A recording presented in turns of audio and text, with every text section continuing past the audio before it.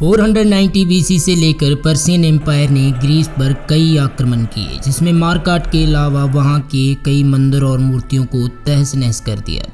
तब ग्रीस कई हिस्सों में बटे होने की वजह से पर्शियन एम्पायर का सामना नहीं कर पाता था और इस वक्त ग्रीस का हर इंसान पर्शियन एम्पायर से इसका बदला लेना चाहता था। और इसी बीच 356 बीसी मैसिडोनिया की कैपिटल पेला में एक राजा फिलिप द सेकंड के घर एक बच्चा जन्म लेता है, जिसे हम सिकंदर महान कहते हैं। सिकंदर की मां लंपिया और लोग सिकंदर को भगवान जूस का बेटा कहकर बुलाते थे और इसकी पहली झलक मैसिडोनिया के लोगों ने तब देखी जब केवल 10 साल की उम्र में सिकंदर ने एक जंगली घोड़े को काबू कर लिया था और यह घोड़ा सारी उम्र सिकंदर के पास रहा। और फिर सिकंदर को उसके पिता फिलिप ने पूरे ग्रीस में से सबसे अच्छी शिक्षा दी ताकि सिकंदर को एक महान राजा बनाया जा सके। और उस समय के सबसे मशहूर फिलोसोफर एरिस्टोटल ने भी 3 साल तक सिकंदर को ट्रेनिंग दी थी। और उसके बाद सिकंदर ने अपने पिता के साथ मिलकर बैटल ऑफ चिरोनिया में हिस्सा लिया और ये सिकंदर की जिंदगी की पहली जीत थी। और उसके कुछ ही समय बाद अपनी बेटी की शादी में फिलिप का अपने ही आदमी द्वारा कत्ल कर दिया जाता है और उस कातिल को भागते समय पकड़कर मार दिया जाता है। और फिर अपने पिता की मौत के बाद सिकंदर को राजगद्दी पर बिठा दिया जाता है और इस तरह सिर्फ 20 साल की उम्र में 336 बीसी में सिकंदर को मैसिडोनिया का किंग बना दिया जाता है। किंग बनने के बाद सिकंदर का सिर्फ एक ही लक्ष्य था और वो था पर्शियन एम्पायर की तबाही। और उसे पूरा करने के लिए सिकंदर ने ग्रीस के बाकी इलाकों को जीतकर और एक एक कर उन सभी इलाकों को अपनी तरफ कर लिया और उनकी आर्मी को अपनी मैसिडोनियन आर्मी का हिस्सा बना लिया। और अब सिकंदर की आर्मी में 5000 से ज्यादा घोड़सवार और 30,000 से ज्यादा पैदल आर्मी थी। और तभी सिकंदर का सामना पर्शियन आर्मी से होता है और वो साइज से सिकंदर की सेना से दुगनी थी और ये जंग शुरू हो जाती है, जिसमें सिकंदर घोड़सवार दस्ते को लीड करते हैं और पर्शियन आर्मी को तहस नहस कर देते हैं। इस जंग को बैटल ऑफ ग्रेनेशियस के नाम से जाना जाता है। इस जंग में सिकंदर की जीत हुई और इस युद्ध में सिकंदर अपनी योग्यता और समझदारी से अपने से दुगनी आर्मी को हरा देते हैं। और इसके बाद सिकंदर एशिया के कई हिस्सों पर अपना कब्जा कर लेते हैं और कई राज्य तो सिकंदर के डर से ही सरेंडर कर देते हैं। और अब पूरे पर्शिया को अपने कब्जे में लेने के लिए सिकंदर आगे बढ़ते हैं और तभी गौगमेला में सिकंदर का सामना डेरियस की सेना से होता है। इस जंग में सिकंदर के पास 50,000 से भी कम सैनिक थे और पर्शियन राजा डेरियस के पास 1 लाख से ज्यादा सैनिक थे और फिर दोनों के बीच जंग शुरू हो जाती है। सिकंदर इस युद्ध को जीतने के लिए अपनी रणनीति का इस्तेमाल करते हैं। सिकंदर जंग के मैदान में अपने घोड़सवार दस्ते के साथ दूसरी तरफ भागने लगते हैं और अपनी सेना के पैदल दस्ते पर पहले पर्शियन आर्मी को हमला करने देते हैं। और फिर सिकंदर को भागते देख डेरियस की दूसरी टुकड़ी भी सिकंदर की पैदल सेना पर हमला बोल देती है और इसे देख सिकंदर अपनी आर्मी से डेरियस की टुकड़ी पर हमला बोल देते हैं और राजा डेरियस जंग का मैदान छोड़कर भाग जाता है। सिकंदर इस जंग को जीत लेते हैं। इस जंग को बैटल ऑफ गौगमेला के नाम से ही जाना जाता है और बताया जाता है कि जब डेरियस भाग रहा था तो उसके अपने ही कमांडर ने उसकी हत्या कर दी थी।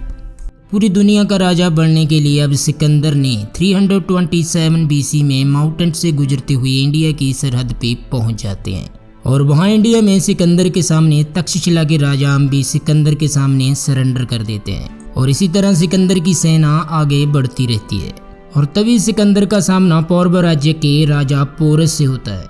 सिकंदर अपना दूत भेजते हैं और पोरस को समर्पण करने के लिए कहते हैं और राजा पोरस कहते हैं कि वो सिकंदर को जंग के मैदान में मिलने के लिए तैयार है। और उसके बाद दोनों सेनाओं के बीच जंग शुरू हो जाती है और इस युद्ध में पोरस के पास ऐसी आर्मी थी जिसका सामना आज तक सिकंदर की सेना ने नहीं किया था।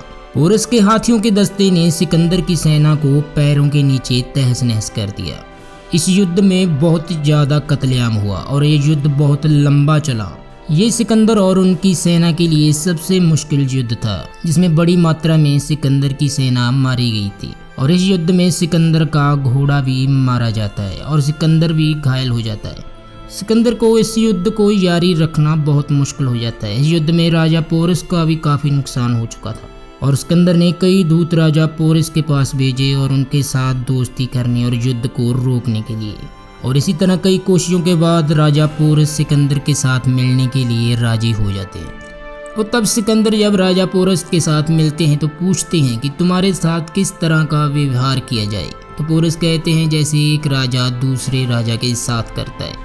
इस बात को सुनकर सिकंदर बहुत खुश होते हैं और राजा पोरस को इंडिया के अलावा और भी कई राज्य दे देते हैं। इस जंग में ग्रीक के इतिहासकार कहते हैं कि सिकंदर की जीत हुई थी। राजा पोरस ने सिकंदर के सामने सरेंडर कर दिया था, पर इस बात को माना नहीं जा सकता। अगर सिकंदर ने इस जंग को जीता होता तो वो इंडिया के और भी राज्यों पर अपना कब्जा करता, ना कि ग्रीस की तरफ वापस मुड़ जाते। इस युद्ध को इतिहास ने बैटल ऑफ हाइडेस्पेस के नाम से जाना जाता है और इस युद्ध के बाद वापस जाते समय बेबीलोन पहुंचते ही 10 दिनों के तेज बुखार के बाद जून 323 BC में सिकंदर की मलेरिया की वजह से मौत हो जाती है। जब सिकंदर की मौत हुई तो उसकी उम्र 32 साल की थी।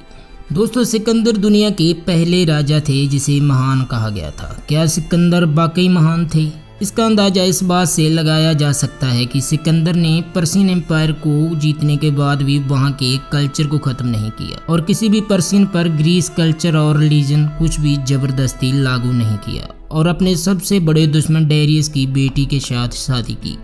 सिकंदर जिस भी राज्य को जीतते थे वहां के लोगों के साथ अच्छी तरह पेश आते थे और जीतने के बाद दुश्मन सेना के कमांडर, लीडर्स और गवर्नर के साथ भी अच्छी तरह पेश आते थे और उनको इच्छानुसार जीने देते थे।